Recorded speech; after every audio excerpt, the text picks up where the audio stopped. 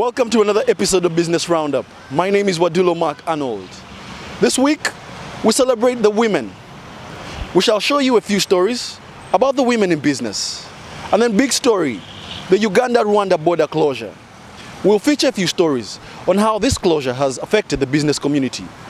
Jomo Kenyatta International Airport has resumed flights after a sit-down strike affected thousands of passengers. These and more in this episode. Stay tuned. In our first story, border crossing restrictions have severely affected cross-border trade at the Kyanika border crossing in Kisoro district.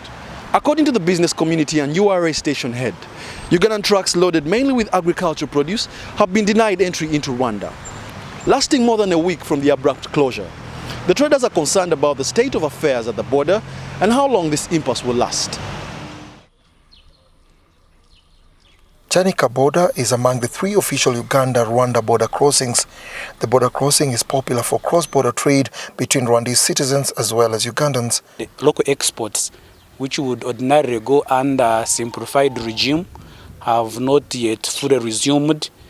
Vehicles which first went and crossed to Rwanda have overstayed there, and now the ones which are at the border on the Ugandan side, the traders, the business people, the truck drivers are reluctant to push them to Rwanda. However, since Tuesday last week, when the Rwandan side of the border was closed and its citizens cautioned against entering Uganda, Kyanika is less vibrant. What we call cross-border trade, or trade that deals in a small scale, where we use simplified regime for people are crossing to buy bread, to buy sugar, to buy mattresses, posho, and it is cross-crossing, and it is a characteristic of many borders where you find many people moving both sides.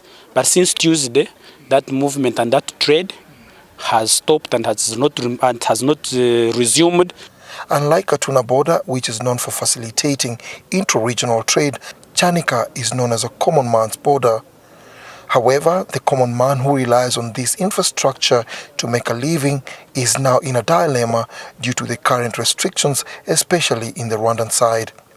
Some say the agricultural produce such as cassava, maize and sorghum destined for the Rwandan market has been banned.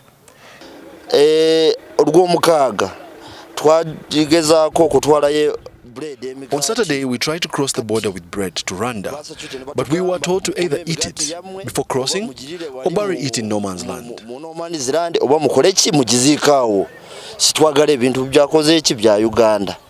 to Katuna and Mirama border crossings, there are concerns of delays in clearance of trucks, and some trucks, especially Ugandan registered, denied entrance to Rwanda. I'm going to Musanze.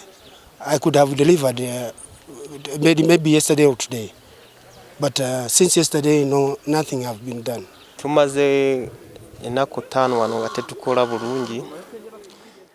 We have spent 5 days stranded at the border. We are not allowed to take our merchandise to Rwanda.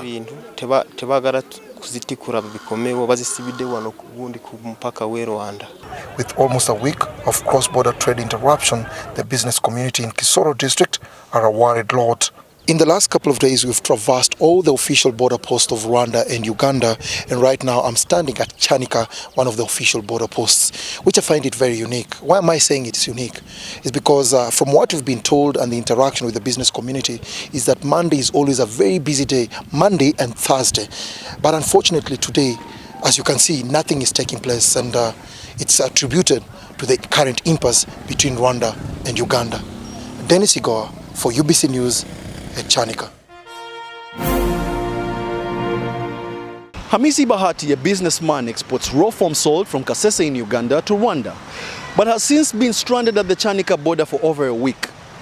In an exclusive interview with Business Roundup, Hamisi says he has made losses as the border impasse continues, and he is losing hope of recovering his investment. After procuring and loading merchandise onto a cargo truck on Wednesday, February 27th, Hamisi Bahati, a salt exporter, left Kasese for Rwanda, only to find a deadlock at Kyanika border on Thursday morning. The longer I'm here, the more I'm losing money in unexpected expenses. But I'm supposed to take this salt to a place in Rwanda called Kabaya. Taxes on Ugandan cargo into Rwanda have been doubled unexpectedly as the only condition for Ugandan products to pass. This has left business affected. Hamis's merchandise grossly amounts to over 7 million Ugandan shillings. Some cargo trucks that have managed to pass have been ordered to come back. Us who are here have been asked to pay twice the usual amount of taxes. We cannot afford that loss because there are still more expenses in Kigali and Kabaya.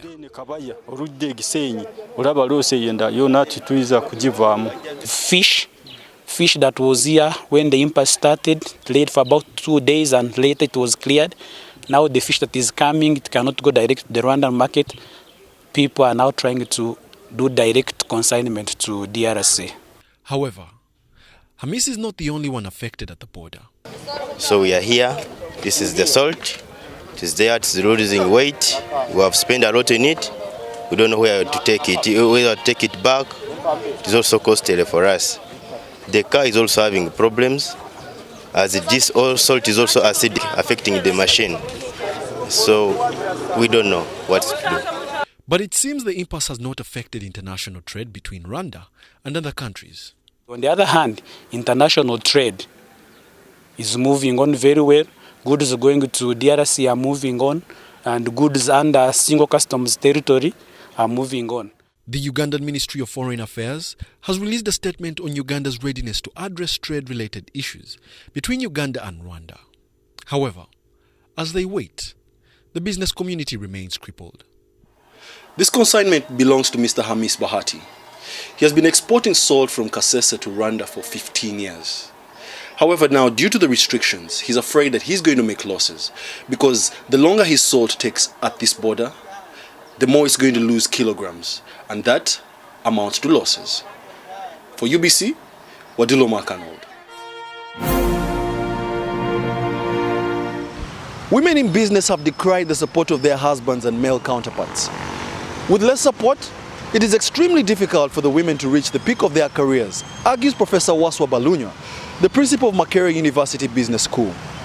MUBS has in the last 3 years partnered with DFCU Bank in imparting entrepreneur knowledge and skills to over 90 women entrepreneurs. Is it true that men are the major impediment in the socio-economic progress of women in Uganda? And because they think when they get money, they're actually going to be on top of them. I don't know why there's this feeling, but I think they should really, really support their women. Because if a woman earns more or the same as the man, there will be bigger development in a home. They actually grow very fast.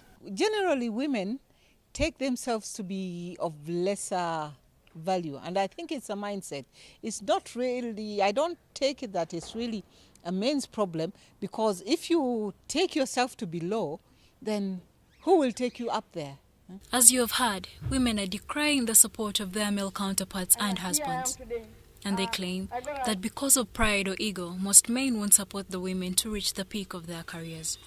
However, Professor Waswa Balunya, the principal of Makerere University Business School, has his own view regarding the matter of women emancipation in Uganda. There are barriers in when there's a woman leader, people's feelings. Even women themselves at times don't even trust women to be their bosses. So these are the barriers that are hindering women from getting really to where we should be getting them to. In the recent years, MUBS has partnered with DFCU Bank, geared at changing the mindset of women towards entrepreneurship by imparting them with the necessary knowledge and skills. We have trained them literally in everything that it takes one marketing to run a business. It was a holistic approach that was sat down and thought through very well, and one that we knew is going to be very instrumental in furtherance of their businesses. Although the country has made significant progress in education, there is a concern of women shunning courses such as science, technology, engineering and math, which have better employment opportunities. I think the law is in place. We have to deal with the issues of science. We have to deal with issues of technical and vocational education. And most important is the issue of mind change within both men and women about the role of women in society. To the women especially, when you're in the room, be the one that knows. Be the one that's able to answer. Whatever question, beat the pigs. Beat the pigs. You know about the pigs. So any opportunity to learn in any sector makes you confident all around. It is often said when you empower a woman, you empower a family, a community, and a nation. Charlotte Amuge, UBC News.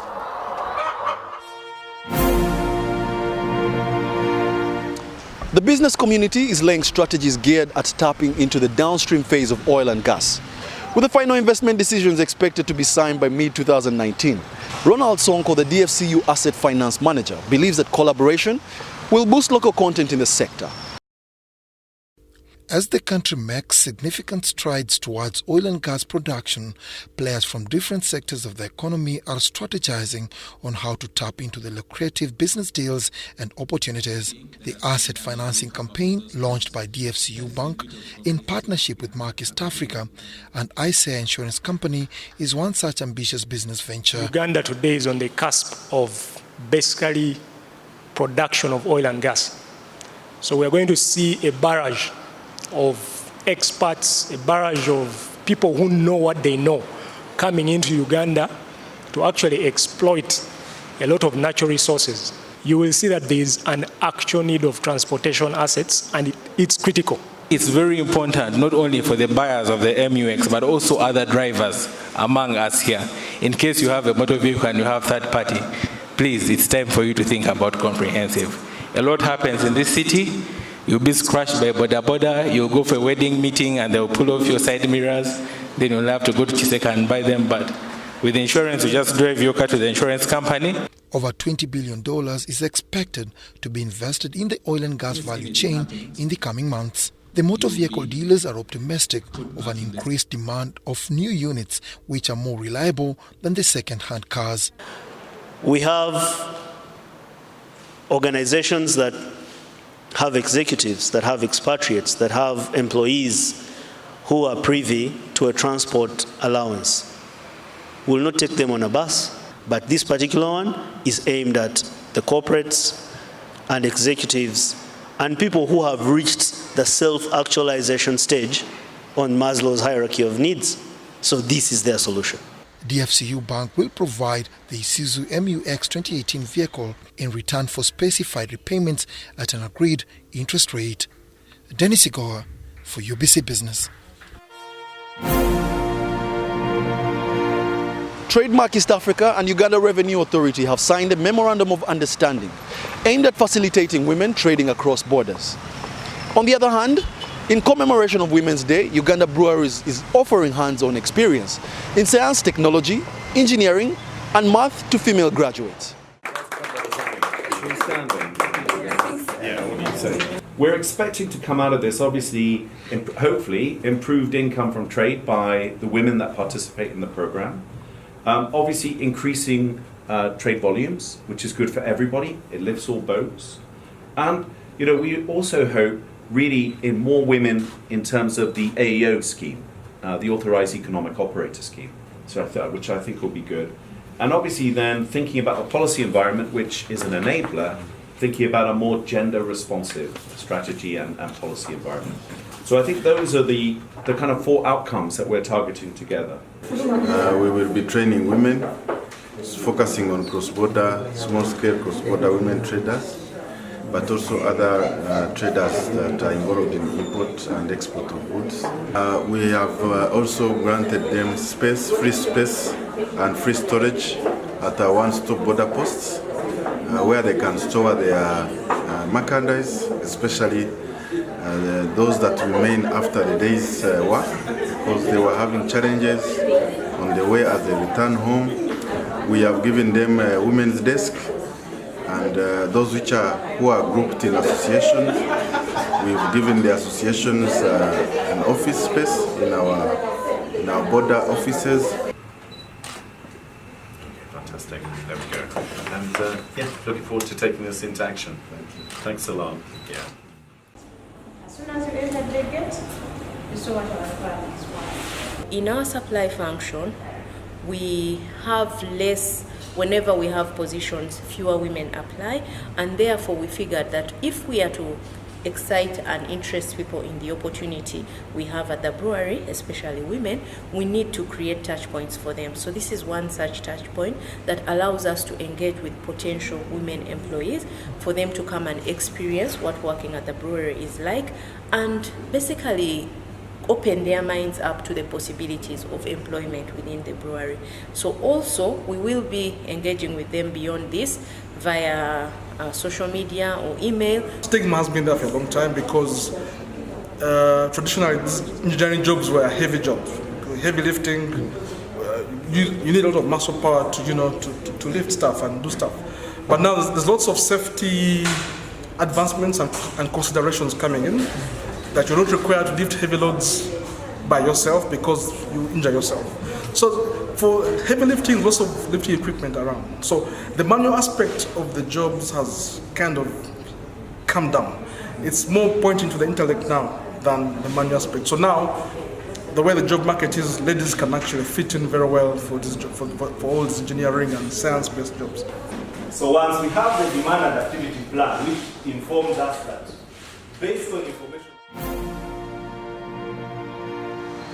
A chimpanzee primatologist, Julia Lloyd is transforming lives of the local community living near edges of Chibale National Park. Her initiatives such as beekeeping and conservation trainings have greatly curbed human-wildlife conflict in addition to improving livelihood. Our reporter Dennis Sigoa interacted with Julia at the Sandbird Hill residence in Chibale. Wire snares, they use different materials for poaching, don't they, Silver? Julia Lloyd, a chimpanzee primatologist, is a resident of Kamwenge district and lives close to the Chibale National Park boundary. She came to Uganda about 2 decades ago to conduct research on primates, especially the chimpanzees in Chibale National Park, and fell in love with the flora, fauna and the people of Chibale. During a long stay at Chibale, Julia realized that the locals living near the edges of the park were suffering from rampant crop raids. She also fell victim. These people suffer from being next to the national park. It's difficult to grow crops. Elephants, bush pigs, baboons come out and crop raid, eat almost everything. So tourism would be perfect for these people, but they don't have the background, the knowledge. They don't often go to school or go far in school or get the chance to go to wildlife college. So we're trying to ignite the passion, and it's already there. The relationship between wildlife and the people was so that often the locals had to retaliate violently. To reignite the passion of locals towards conservation, Julia formed a local organization in the shadows of chimpanzees. They just need a helping hand.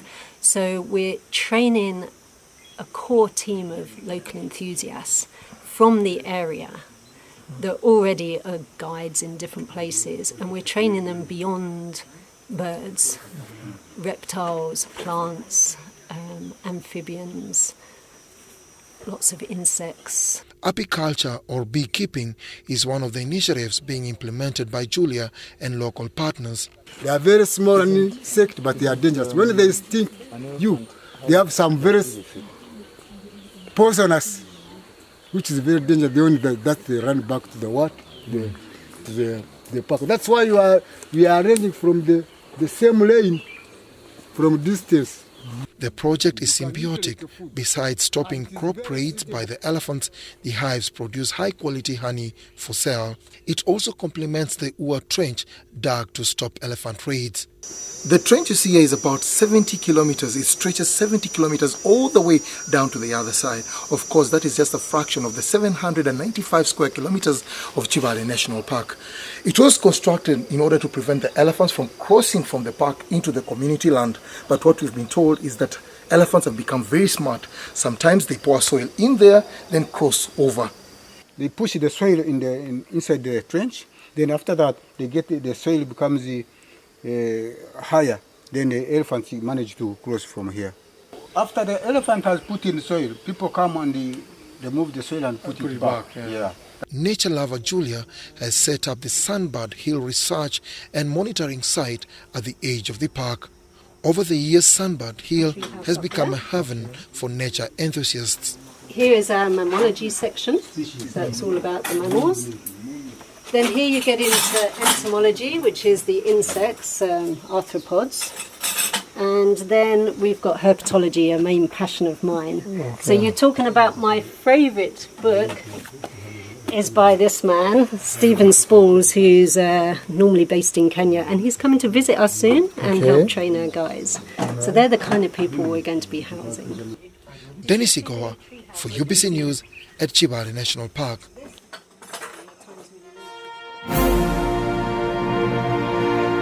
Flights have resumed at Kenya's main international airport in Nairobi, following a serious disruption as aviation workers went on strike early on Wednesday morning. The workers were protesting against unfair staff hiring, poor wages, and the proposed takeover of the airport by the loss-making national carrier, Kenya Airways. This was the scenarios at Kenya's main airport early on Wednesday. I started from Mombasa this morning, 2 o'clock. I was supposed to connect going to London. And what I see is this one. When I arrived in Nairobi, I'm supposed to leave by now. I don't know what's going to happen next minute. Most of us are not notified on the delays and any inconveniences that are coming up.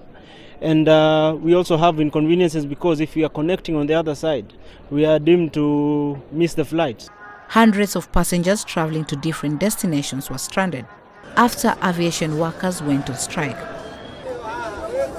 The protesters were against a proposed merge of Airport Management Authority and the national carrier Kenya Airways. The process has, however, been suspended. Scheduled flights have resumed, but the strike is expected to have impact throughout the day, easing off in the evening as the airline counts its losses.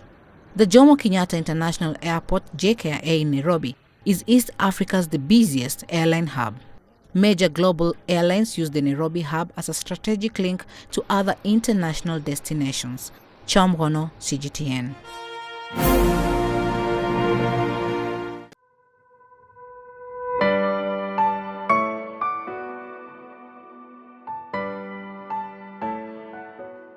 No. What is it? You know, they don't have the skills. They don't have the entrepreneurship skills required. They do not know the investment, so they lack knowledge about all the sectors and the potentials they are. So by lacking knowledge, they are not willing. A woman with knowledge will move. Yeah, and I think that's what you're saying. You're training them. That's what the gentleman at the border was doing. Once you give them the knowledge, they are very happy to try it and to move.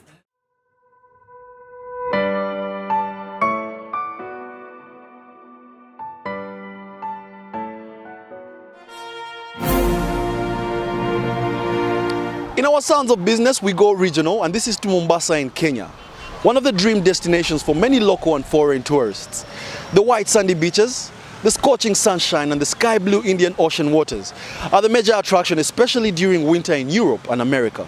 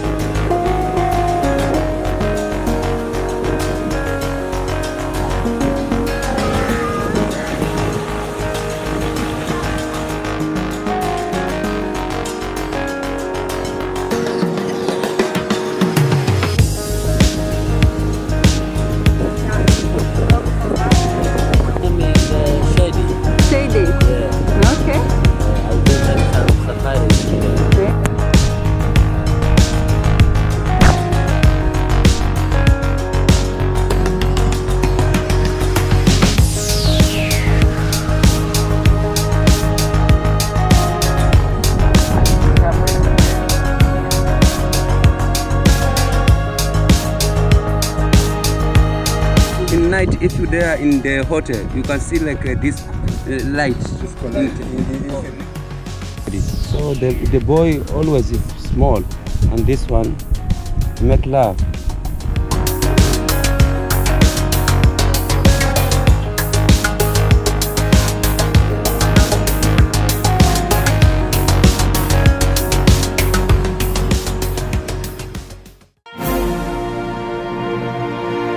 Whenever March comes by, we celebrate women on the 8th of this month. However, do you really think celebrating women on just one day is worth it? I don't think so. I think women ought to be celebrated each and every day of their lives, just like the men are also celebrated. My name is Wadilo Mark Arnold. Catch me on the next episode, same time, same place. And from the team and I, it's goodbye.